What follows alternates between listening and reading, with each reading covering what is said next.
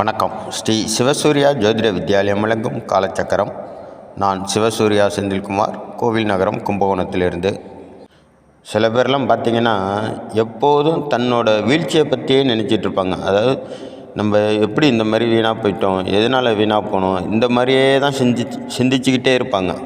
ஏன் அப்படியெல்லாம் சிந்திக்கிறாங்க அப்படின்னா, வாழ்க்கையில் அவங்களால எதுவுமே பெருசாக சாதிக்க முடியல இது வரைக்கும். அதனால தான் அவங்களோட சிந்தனை எப்போ பார்த்தாலும் தாழ்வான சிந்தனையாகவே இருந்துக்கிட்டே இருக்கும். நம்ம இந்த சமூகத்தில் எப்படியாச்சும் ஒரு நல்ல பொசிஷனுக்கு வந்துட மாட்டோமா அப்படிங்கிற மாதிரி சதா அந்த எண்ணத்தோடையே வாழ்ந்துட்டுருப்பாங்க. அவங்கெல்லாம் வாழ்க்கையில் முன்னேறணுன்னா ஒன்றுமே செய்ய வேணாங்க. அவங்களுக்குன்னு சாப்பாடு, அதை வீட்டில் அவங்களுக்குன்னு சாப்பாடு பிளேட்டில் போட்ட பிறகு அந்த சாதத்துலேருந்து கொஞ்சோண்டு எடுத்துகிட்டு போய் எறும்பு எங்கெல்லாம் மேயுதோ அங்கே அந்த சாதத்தை வச்சுட்டு வர சொல்லுங்கள். மத்தியானம் சாப்பாடு டிஃபன் பாக்ஸ் வேலை விஷயமாக வெளியில் போனால் அந்த சாப்பாட்டிலேருந்து கொஞ்சோண்டு எடுத்து எறும்புகள் எங்கெல்லாம் எறும்பு மேயுதோ அங்கெல்லாம் வைக்க சொல்லுங்கள். எறும்புங்களுக்கு நீங்கள் 3 வேளை நீங்கள் சாப்பிடும்போது அந்த சாதத்துலேருந்து கொஞ்சோண்டு எடுத்து எறும்புங்களுக்கு நிவேதனம் பண்ணுங்கள்.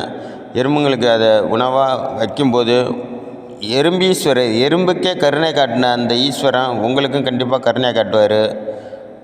இதனுடைய சூட்சமாக என்னான்னு கேட்டிங்கன்னா, உள்ளதுலேயே கண்ணுக்கு தெரியாத ஒரு உயிரினத்துக்கு நீங்கள் உணவளிக்கும்போது உங்களுக்கு கண்ணுக்கு தெரியாத தோஷங்கள்லாம் நிவர்த்தி ஆகும்.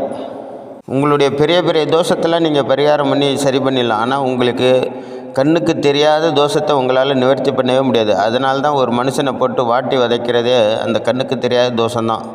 அதனால் நீங்கள் கண்ணுக்கு புலப்படாத உயிரினங்களுக்கு உணவு அளிக்கும்போது உங்களுக்கு கண்ணுக்கு தெரியாத தோஷங்களும் பாவங்களும் நீக்கப்படும் அப்படிங்கிறது ஐதீகம்.